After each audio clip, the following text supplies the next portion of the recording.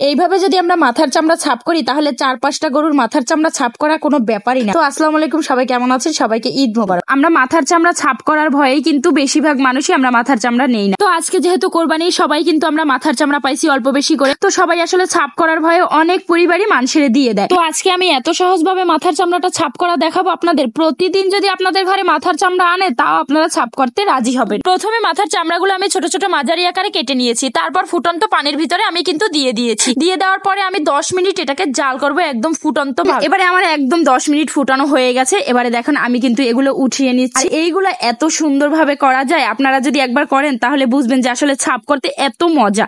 এই যে দেখেন একদম নারিকেলের আইচার মতো হয়ে গেছে। এইবারে দেখেন আইচার মধ্যে তুফানটা কেমন, দেখেন এককালে ঘষা মাজার কোনো অত্যাচারই না। মানুষে তো অল্প একটু গরম পানি দেয় আর ঘষে, এই পর আবার অনেকে আছে চুন দেখো। আর এই রকমের মাথার চামড়া পরিষ্কার করলে কোনো ঘষা মাজার অত্যাচারই নাই। দেখেন এককালে সুন্দরভাবে কুচুর কুচুর করে কাটতে লাইতেছে। এখন প্রিয় দর্শক আমার, আপনারাই এখন বিবেচনা করে বলেন যে আসলে কি রকম ছাপ করতে বেশি শান্তি হয়। আমি যেটা দেখাইছি এইটা কি অনেক শান্তি না? দেখেন কত সুন্দর ছাপ হয়ে গেছে। এটা আসলে একদমই সময় লাগে না, আপনাদের খুব সহজেই আপনারা মাথার চামড়াটা আসলে পরিষ্কার করতে পারবেন। তো প্রিয় দর্শক, আমি যে মাথার চামড়াটা পরিষ্কার করানো দেখাইলাম আপনাদের কাছে কেমন লাগে? যদি ভালো লাগে সবাইকে শেয়ার করে দেখার সুযোগ দিবেন।